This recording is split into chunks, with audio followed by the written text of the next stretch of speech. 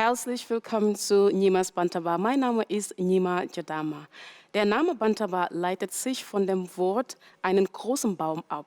Aufgrund seines natürlichen Schattens wurde er zu einem offensichtlichen Treffpunkt für die Leute, um der erschreckenden Sonne und Hitze ihrer Hütten tagsüber zu entfliehen. Also, wir sitzen gerade unter keiner Sonne. Wir werden aber auf jeden Fall heute mit einem sehr interessanten Thema beschäftigen. Also bleiben Sie dran.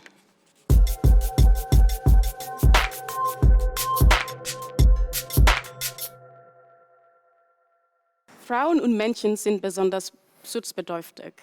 Die Agentur der Europäischen Union für Grundrechte (FRA) bestätigt, dass Mädchen und Frauen nach ihrer Ankunft in der Europäischen Union besonders gefährdet sind, Gewalt in Aufnahmezentralen und andere Einrichtungen zu erleben. Zu Gast sind zwei Aktivisten, Mohamed Lamin Jadama und Ralph Awolo Olayinke aus Gambia und Nigeria, unter anderem, die für Gleichgerechtigkeiten kämpfen. Auch dabei ist Sonja Stormann, Projektleiterin Men Standing Up for Change bei TRTV. Falls ihr auch mit zu Hause machen möchtet, ihr könnt diese auf unserer Online, Facebook, Instagram mitmachen oder schickt uns einfach ein Mail an chadama@alex-berlin.de. Welcome to another episode of Nyima'BantabaTV. My name is Nyima Chadama. Today we will be talking about the role of men in ending gender equality. In the studio I have Ralph Awolo Olayinke from Nigeria and Mohamed Lamin Jadama from the Gambia. These men are taking part in the project Men Standing Up for Change by TRTV. It is an EU co-finance project together with TRTV. Also accompanied in the studio is Sonja Stormann, Project Coordinator for Men Standing Up for Gender Equality. The project focuses on female genital mutilation and early and forced marriages as forms of gender-specific violences. More on the aims and objectives will be highlighted by the two gentlemen, also the project coordinator in the studio. I am glad to welcome you, ladies and gentlemen. Welcome to the Nyima'BantabaTV. Yeah, thank you. What is the idea behind this project? Yes. Why Men Standing Up for Gender Equality? Sure. So the history behind is that TRTV has already implemented several projects before to that, aiming at the prevention of gender-based violence, and especially aiming at the prevention of female genital mutilation and cutting. They always had a community-based approach, and we have made very positive experiences with that and find this very important. And based on that, those projects develop further and further. And one has to understand that if one wants to overcome such harmful practices like female genital mutilation, but also child early and forced marriage, one basically has to address the whole society and the whole communities. And that is just a holistic approach. If you just address the women, for instance, you will not have the same effect as if you also involve the men. Okay, and this is one of the reasons why you guys decided to involve the men. Is it for the first time it's happening with TRTV, or it has already existed? There were projects before that, for instance, Let's Change, where also men took part, but it was a mixed group. So this is really... Specifically? Yes, this is really the first time that it's only men. Okay, and are there any requirements for a guy to qualify for this project? If so, what are these requirements? Yes, of course. But I can tell you something about the selection, and that tells you something then about the requirements. So the actual group that we have now here in Berlin consists of 12 men that get trained to become change mediators. But it's an international project, so it also takes place in Hamburg and in Paris at the same time. The actual group consists of men really between the age of 19 and 62. And also the nationalities are very diverse. So we have several men from African countries, like the Gambia, like Nigeria, Burkina Faso, Sierra Leone, but also from Afghanistan and Turkey, Syria. Also the professional background is very diverse, but what is very important is that they are very reliable and that they have a personal, very high motivation to be part in this, and they must be connected to those topics, and they are. Okay, so that gets me to Mohammed. Mohammed, why standing up for gender equality? What is your personal connection to this project, especially what Sonia just highlighted on? Okay, thank you very much. I grown up in a society where very oftenly that women has to rely on what the men decide. So basically, I maybe say that women don't have the freedom to express their own will or to be able to present their own voice in the society. So for that regard, I mean, even if they are doing something very important, very important towards the contribution of our society. Not noticed. Yeah, so men don't see them as, they are important or they're just voice women. has to be, yeah, exactly, to be heard by the men. So that motivated me a lot. And I see when we talk about gender equality, basically it's a very, to me, it's a very wide and expanded topic, but to be specifically in that point that we demand, what we think and how we position or how society position us. And sometimes I wonder if that's not a violation of human rights, so against other genders. So when human rights concern, to me, I don't think there should be a specific gender that's is qualified or not qualified to has the right to do A or this B. and that and that. So to me, I want to understand more in the sense that I am a man. All these gender inequality, all these violations against the right of the woman, if you look at it deeper, you find it out that, we play a very major role there. So it's because of we. So, I mean, I try to understand deeply, and then I can able to make my fellow men understand the standpoint of the woman. Okay. That's why. I understand you guys are fast approaching the end of the training of trainers, you call it, or Ausbildung project. It's 12 months, if I am right, or 18 months? The whole project is for 2 years, but there are 8 training sessions in the beginning, and then the men are change mediators. And we are almost finished this cycle, so this Saturday is the last training session. Oh, cool. And Mohammed, what are some of the topics that you guys discuss about during this training so that at the end, okay, you said, okay, this is what I am going to discuss with my community regarding gender equality? Okay, it's varieties of topics that we come across and we understood, Right. like religious perspective. Interesting. For me, this is, I knew it before that, people mix two things into this process. For example, female genital mutilation and child early and forced marriage. In a sense that, they combine these two topics as from the cultural perspective and then bring a religion perspective at the same time.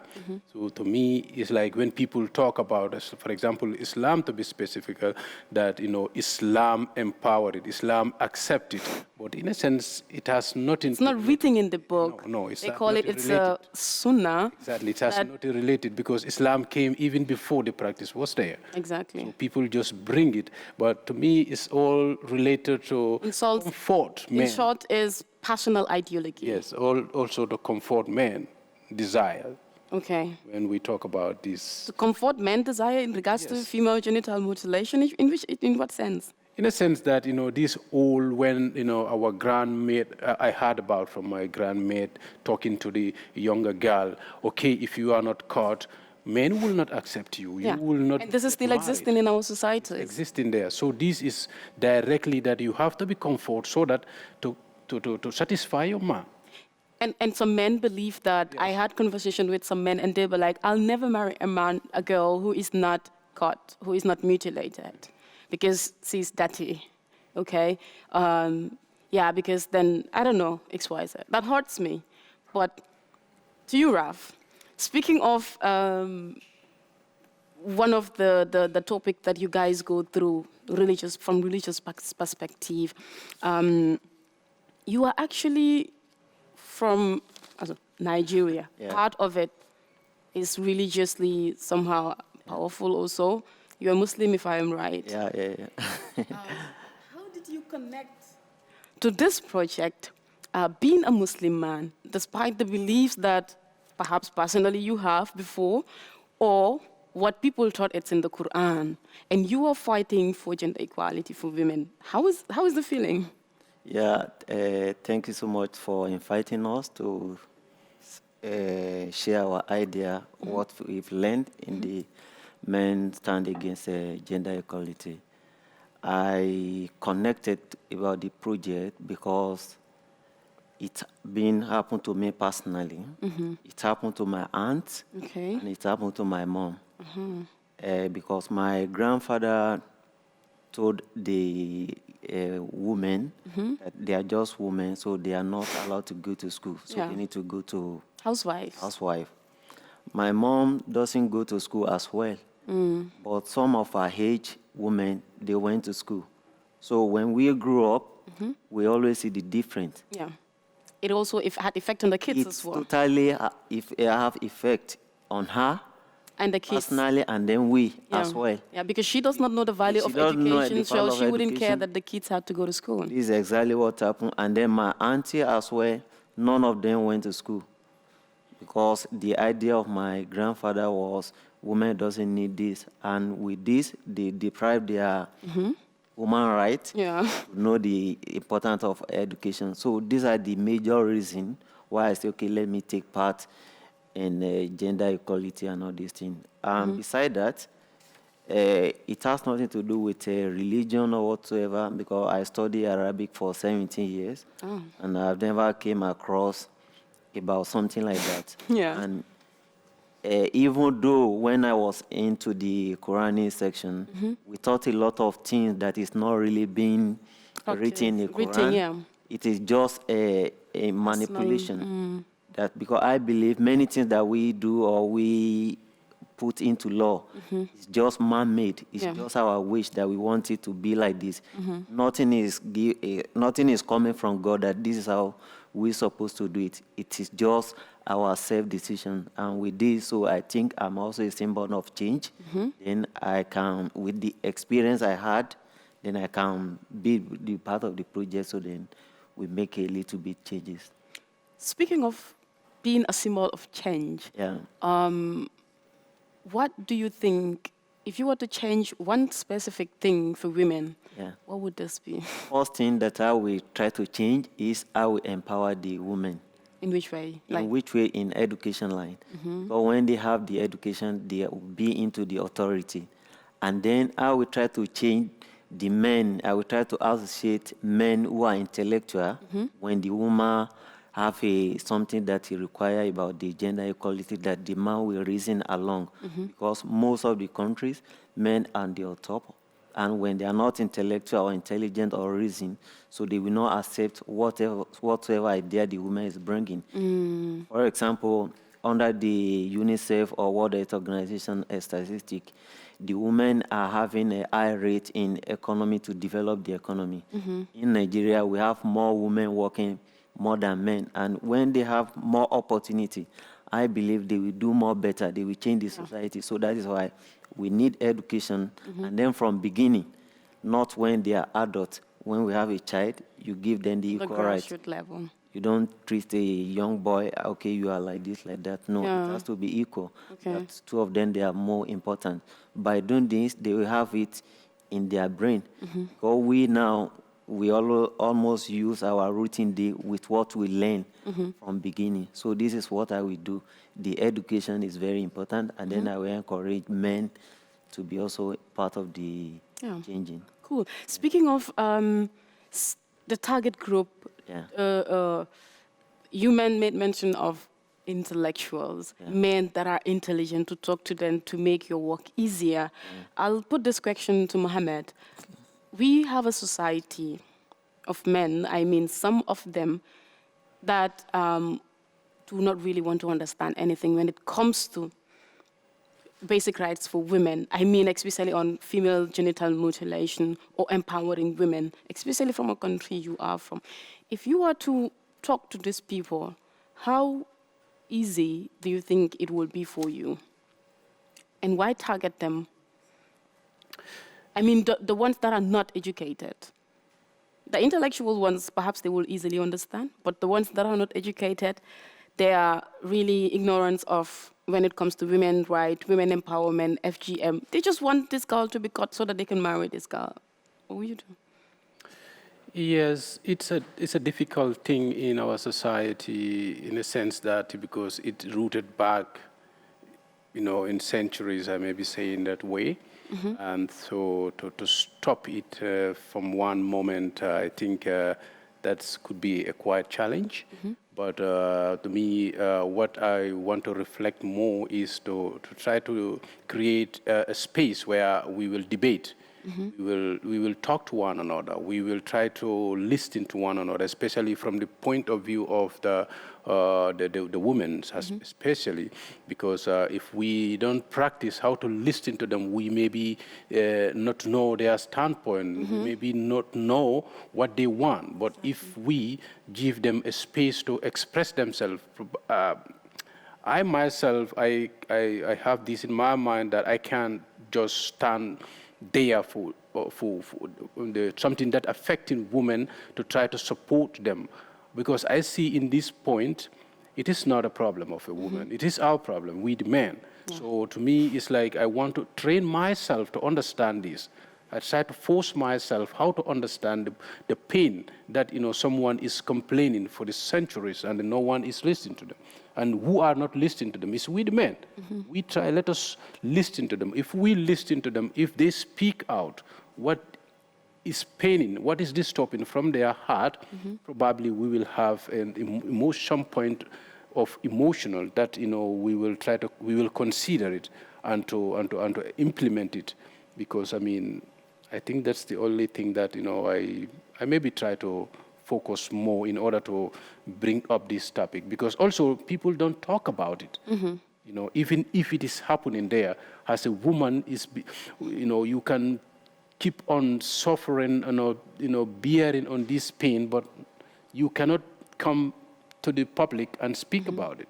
But if we create a space whereby they can come, people who have a trauma situation, painful situation, concerns, that they can come up and society and then speak about it, probably there will be people who will listen and then put it in consideration.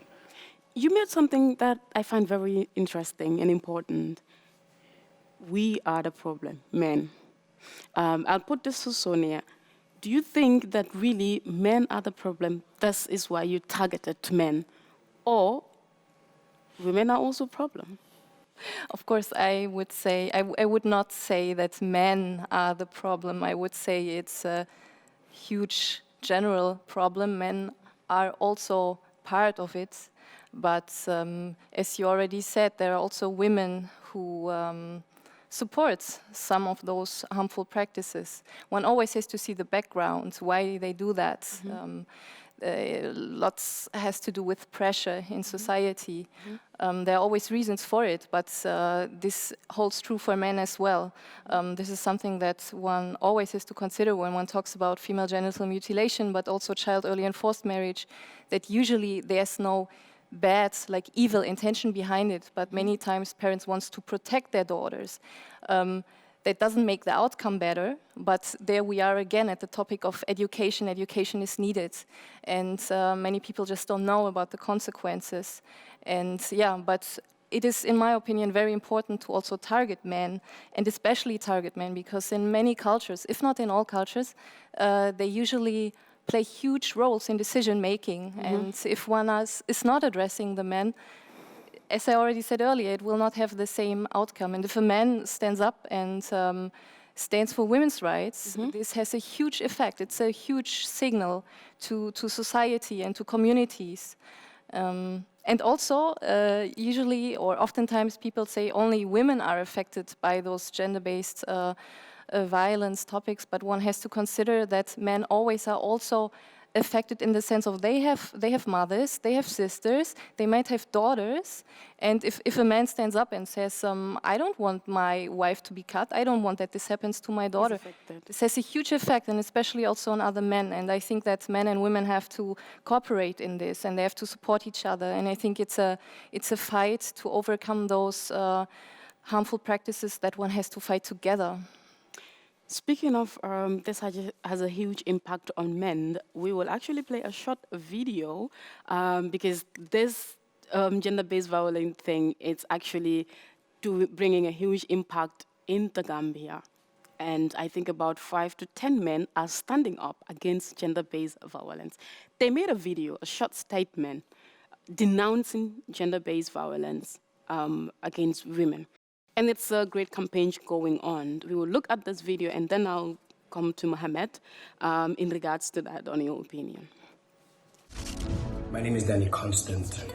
In the light of the rape cases going on in the Gambia of the 14-year-old and the 7-year-old girl, and the numerous other rape cases that have been silenced and currently not being spoken of, with the culture of silence that we have in the country, we as Gambian men come forward and stand against gender-based violence and the rape culture in the Gambia. My name is Abdul Karim Wagan Fai.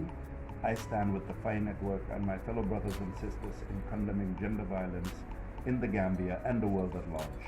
Men, we need to do better by our... My name is Amadou Diallo, and I stand with Fai Network in condemning rape culture and gender violence against women in the Gambia. Truly, real men don't rape. My name is Boa Balde. I stand with my fellow brothers in condemning rape culture and gender violence against women in the Gambia. Real men don't rape. Hi, my name is Ismaila. I have a daughter that I love a lot, but that should not matter. Rapists have daughters too. I have sisters. I love them a lot. That should also not matter. Abusers have sisters too. I denounce gender-based violence and rape. We've been silent for too long. Enough. Hello everyone, my name is Hata Fadera. I stand with Fai Network in condemning rape culture and gender-based violence against women in the Gambia. Real men don't rape. Growing up in the Gambia, most of us have witnessed physical and emotional abuse against our mothers, usually by our own fathers. We have witnessed physical and emotional abuse by our brothers against their wives. It was perceived then as part of our culture. That is a horrible culture and should not be tolerated.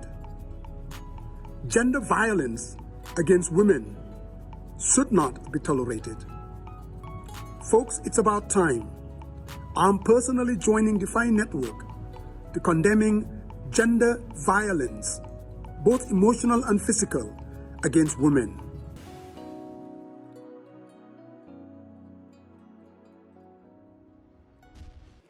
Mohammed, yes. I'm sure you are quite following the situation in the Gambia where you came from. Yes. Girls have been raped without justice being served to them. What is your opinion on that? To be specific, in the case of Bob Keita in the Gambia, because of course you asked some of the reasons what we learned during this process. Among the reasons also was there poverty, which I may be said it can play a major role on these situations. But in the Gambia, I may be said also is something like that, because when a business person, a very famous person in our society, committed a crime, in the end, it became a foolish case always, because his influence in the society, his position, the role that he is playing there, no one will court him, of course. So the case is actually still going on. Yeah. But what is interesting is that he's been released, and if he was a poor person, he would still be in jail. So this is what people are saying. This is what makes things difficult in our society.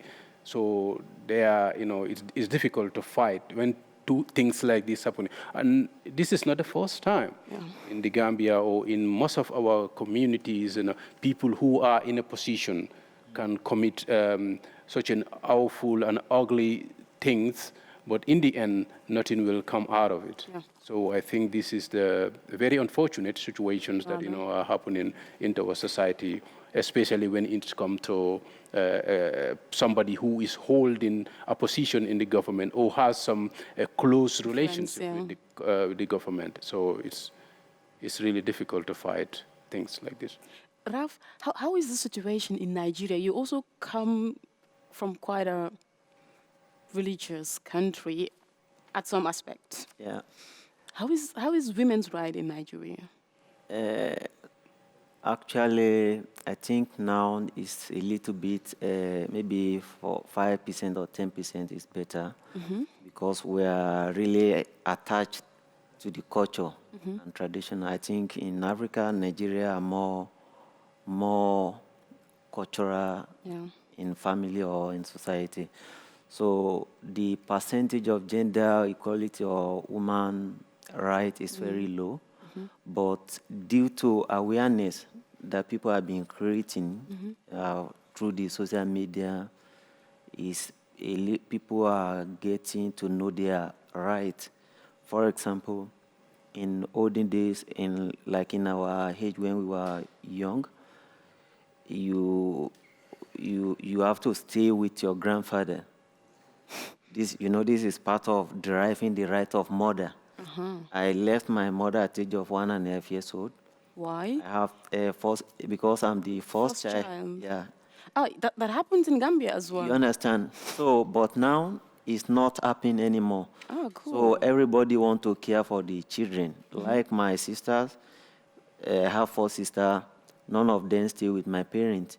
They stay with auntie, with uncle, and all this thing. And it happens everywhere like that. This is a tradition because that is traditional. The woman should not raise. Why? Not because the woman will not brought up the children, but through the traditional and the authority from man or from the grandfather or something like that. That this is how it has to be, and this is what I said earlier. That nothing is written by God that you have to do like this. No, it is just what we created by ourselves, our belief. So through the media, through the awareness, through the education, now things are changing little by little. Now, before women, when they got married before, it's difficult for women to call her husband a name. Maybe my wife now say Raf. No, she could not.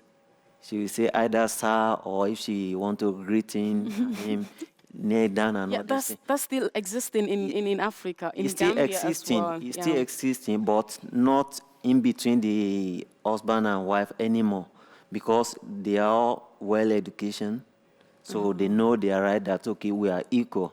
They're upgrading. Upgrading, yeah. It's still happening in Gambia. We, the young generation, we find it awkward for a wife to call her husband Nkoto. I don't know how to translate this. So, our parents did this, but we really find it super awkward, and I don't know, but this is what tradition believe and whatever. But things is changing. But in Nigeria, we still have a low rate of woman right, because in political or organization or whatever, they put men front. In Nigeria, if any woman stand up now, I want to become a governor or senate or whatever, men will molest her, they ridicule her that you from where. So these are the things that they are still fighting for. So the moment women are more involved in authority, so they will have more chance, so the right will be more balanced. Now in North, it's very difficult in North before.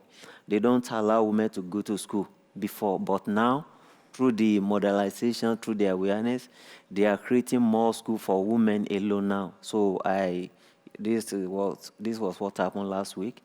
So, and it has never happened before. Wow. So in the North, they don't go to school. When the women have a children at the age of 4 or 5, all of them will leave their family. They go away, so they are not after them. 5 years, you mean? Yes. And what do they do with that They'll age? be on the street. Oh my God. On the street, begging, hitting, and all these things. Interesting. So it's only people who are elite that they are caring for their children, do the normal thing and all these things. But I believe when they are more involved in education, they empower the women, they give them the free chance to do whatever they want to do. The changes will be more. Because the moment the woman she's able to finance her responsibility, she doesn't depend, she will have final decision to say. But when you are still under your husband that you could not provide, so the poverty is also part of the less of a woman right. I think the issue of educating women is still existing. It's the same case in Gambia, Mohammed. I would not have been educated if my mother listened to my dad, because he wants me to go to the Arabic school. But fortunately, I'm here. And I mean, it's still existing, because they said if a woman is educated, she becomes stubborn. She thought she is more than her husband or whatever. And this is one reason women are not educating. How did you see this? Does this have any impact on the woman growing up? Should this end? Why such a cliche? Yes, it should end. But like as I said before, it's like it's all these troubles. If you look at it deeply, it's a reflection that comes from the men. So because mine are in a position of that, feel threatening. Yeah. That when I know A and B, when my wives know A and B or C, she will overcome me. I will never ask her to clean the house because she has exposed. 50-50. She becomes a feminist. They would to say. oppress women under. These are all things that they feel uncomfortable. Yeah. So I mean that's why I said that we are the problems of this situation. Men are the problems. I don't quite agree. Even though I stand for women empowerment. We will come to that. Sonia, they actually highlight on some of the topics that they are doing and some of the things that they would be doing after the project. Like, can you elaborate to us what are expected of these men after this training?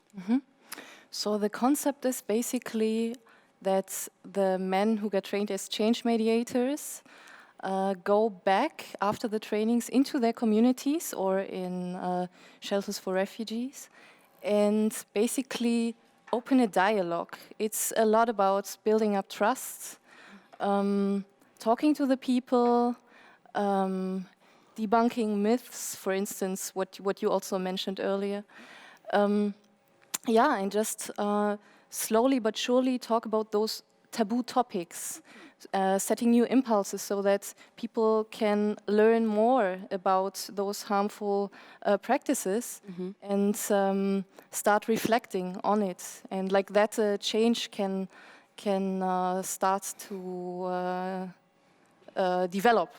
But this takes time, and one has to be sensitive. And this is also a part of the trainings that we do, that we learn how can this be achieved. You cannot just go into the community and say, hello, I'm here, and what you do is wrong, and you have to do it like that. And this is why it's called a community-based approach, which is so important, that the change comes from the inside, that no one from the outside, for instance, I go there and say, no, do it differently.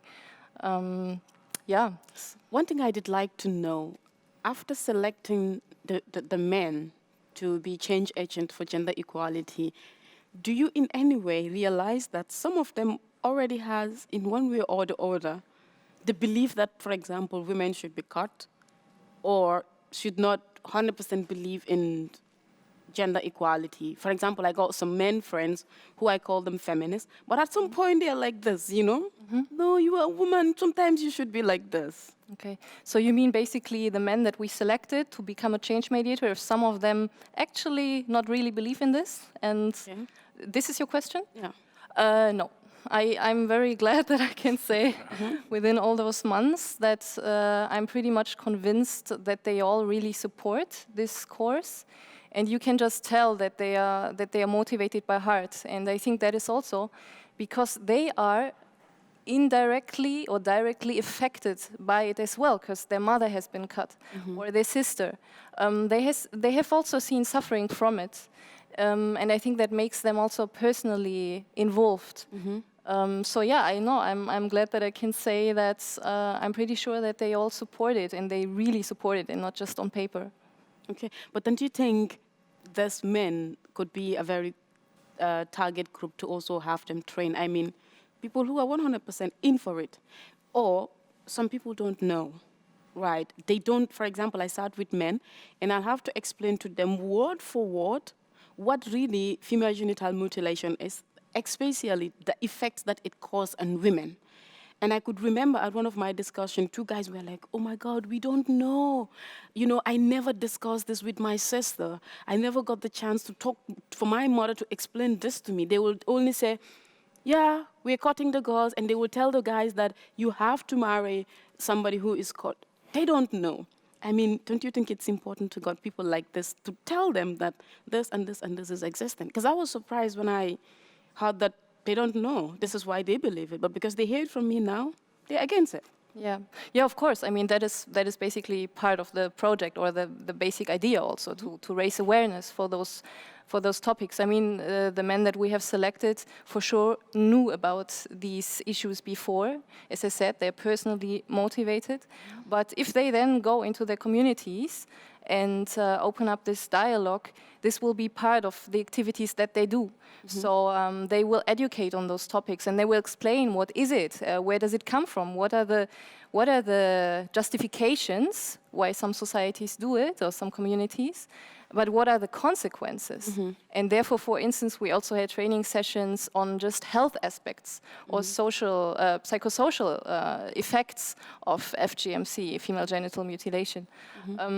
And with this information that they have gathered through the trainings, they then can go into the communities and really also explain to people why those things are problematic and what kind of effects they have on the women and on the girls.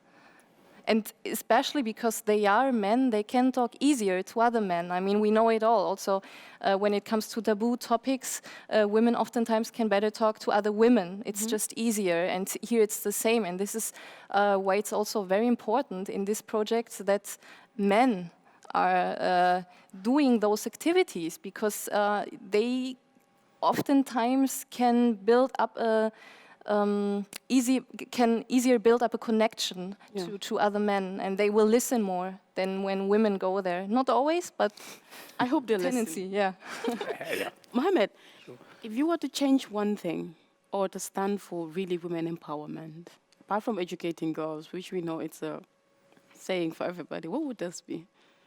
I wish I could have an opportunity to increase the economic opportunity for women, to put them in a position that, you know, their social income, basic income, will be depend on themselves rather than depending on their men. Because to me, this is also influence a lot in our society when you got married, or even just a girlfriend. So, you know, as a man, male person has to take care of your girlfriend, your wife. So this dependency. It's like a taboo in Africa, yeah? I wish I could change these, you know, these settings, so that, you know, women can stand independently, so that, you know, your freedom is not dependent on your husband or your boyfriend. When your boyfriend buy a car, you can also buy a car. When your man bought a house, you can also buy a house. So he will not press you, that you will not have a fear that because when I don't obey my husband, for example, he will kick me out of his house. In the end, I will be homeless. So that need to be prepared. Background, I would like to, Thank you for trying to help get our women prepared And yeah, just to give one comment to what Sonia was saying, in any to why targeting men, to me, in any difficult moment, because I see this topic as it's a long, it has been happening for quite a long time. To me, it's a very huge topic, difficult topic. So in any difficult process that you are starting, to me, it's like it's better you start into the easier part. Start not to see how big it is, but straight from the angle whereby it is the easiest way to get inside. So that's why, to me, to use men, to bring the men, those who understand it already, those who have a sympathy or understanding about this topic first, and then for them, because as you said, to mix these two genders, men and women, you want to talk about such a sensitive thing, men will start seeing themselves. Yeah. But if you create a space, a safe space, which, men to men can approach each other, to me it is easier. And if they understand, they can be able to convince each other about this topic. I think when they return back, they will listen to their women. I hope they listen to their women. Yeah. Raf, you are expected to go back to your community and talk to them or train them on what you learned. How prepared are you?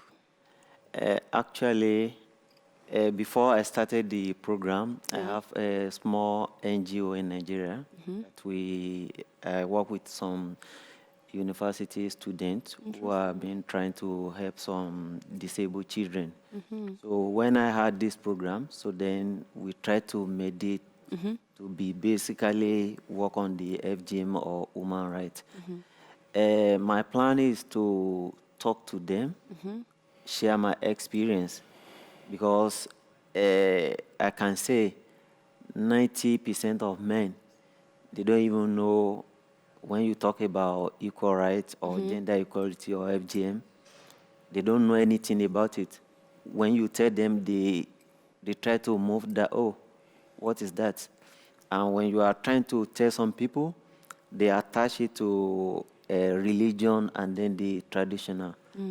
Or when you are talking, they say, oh, because you are now in Europe, that is why you are talking like this. Start calling you names. Names. Oyibo, Oyibo, yeah, you understand. Yes, it's right. There is always a critic. And when there is a critic, you get a solution and you get what you want to. Because through the criticism, you get their opinion, what they want to say. So a good thing come not easy. So when you explain to them the impact, the effect, and then the advantage that could be given to them, I believe many of them will understand. They need more information about it. They need people to talk deep what it's all about, because people just, okay, FGM or equal right, but they don't really know deeply what is involved. But when you explain to them, they will definitely understand. Not all, but at least few of them. So this is what I try to do, and then we are trying to go to a primary school in Nigeria to give we call sensitization thing. Exactly. We have one program, we call it a motivation model. Okay. Like people are looking for people are already on the top, what they are doing. So you explain to them through this, we pass it. Motivated, exactly. Be motivated, because they are not teaching them in school. It's not in their syllabus. Okay, yeah. For example, my children, they even know more about FGM or gender equality more than me. I explain a little, then they go deep, they know, they can explain, they know the impact. So that is why men must involved to talk to them, to talk to the children, talk to the society, the community, and with this, I believe we achieve our aim. Sonia, are you somehow new to the tradition from this man's perspective? Let's say those that are coming from Africa, compared to what do you know about women's rights? What do you know about gender equality? Are you able to learn anything new during this training from these guys? Of course, I learn a lot about specific traditions or backgrounds also during the trainings, but the overall topic of of violence against women, of course, is not new to me, and I've worked in this field for several years. Also, for instance, in Mexico. But yeah, I think for all of us, it's a learning process. And you asked earlier if I came across some of the men who, let's say, support one of those harmful practices which I didn't know before. And I said no, and I still believe that this is not the case. But still, during the sessions, there's also room for the men to reflect on themselves and on gender roles and their perception of masculinity. We also had a session on that, critical masculinity, for instance. Yeah, so I think this all is an ongoing process, and we all are learning and reflecting and hopefully growing. But I think so, and I think the concept will be, or is, that the men will go into the communities and do all the activities that we have talked about. But I think there's also already an impact just by us reflecting on those topics together, because each one of them has a family, has friends, has a direct environment, and they also carry the things they have gathered, the informations into their environments. And I think that already alone has an impact. And I can say that about myself, like in my private life, that I talk a lot with men about gender-based violence in general, and that can also be so-called tiny things in daily life, and I think that is also a form of sensitization, and I hope you agree on that. Yeah. Yeah. Mohammed, you actually come from a very conservative country, perhaps society as well. I mean, when it comes to giving full-fledged right to women, recognizing that they are also part of the society and they're part of the decision making. Of course, women have rights. Women are taking political roles, but very small. Comparing the differences, obviously there are differences in Gambia and in Germany, what you lived here. If you were to compare this two, how would you rate this? Maybe the difference would be I see it more here. Women have more opportunity in a sense that many have this opportunity to stand alone, independent, which we don't have in our society. Hardly. Yes. So if you were independent, then you were somehow on your own. This is the belief. I see women in our society, those who have opportunity that they don't rely on any man. I see them make it. They can say, they can speak out wherever they want. They can go wherever they want to go to, without being controlled by any man, because, who cares? What you have, that's what I have. So this is the difference that I see in our society, because more dependency is on this side, that, if happens to be even how society is training you as a woman or as a girl, how society wants you to be focused on. To me, these are a lot of pressure that come from the society to try to focus women into a direction that men will accept you, or how will you how to satisfy your man. So, but in reality, if you look at it in the household, domestic works, preparing food, when you saw a man in the street looking nice, who made him nice, laundry areas, give men food. These are women. But when it come to the final part, thereby, to give them, to acknowledge that, role, this is what is lacking in our society. But women are playing really a very, very important role. But to acknowledge it, or to make these efforts visible, this is what is lacking in our society. Applaud women, make their efforts visible, invest in women. As the saying goes, they said, if you educate a woman, you educate the whole world. That's all we have for you today on Nyima'BantabaTV Show. My name is Nyima'BantabaTV. My guests were Mohamed Lamin Jadama, Raf Awolo Olayinke from the Gambia and Nigeria, Sonia Stroman, Project Coordinator for Men Standing Up for Change, EU Co-Finance Project by Terra Farm. We talk about the role of men in ending gender equality. Until I come your way next week, on our next episode, sorry. Das war's von uns heute, von Nyima'BantabaTV. Mein Name ist Nyima Jadama. Bis zum nächsten Mal. Tschüss.